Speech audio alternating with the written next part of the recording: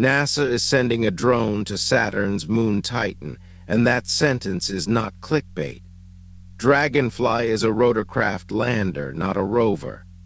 Titan has a thick atmosphere and low gravity, which makes powered flight far more practical than it would be on a smaller, airless world. That turns mobility into the mission trick. Instead of crawling over one nearby patch of terrain, Dragonfly is designed to fly between locations, land, sample, study, and hop again. The science target is just as strange as the vehicle.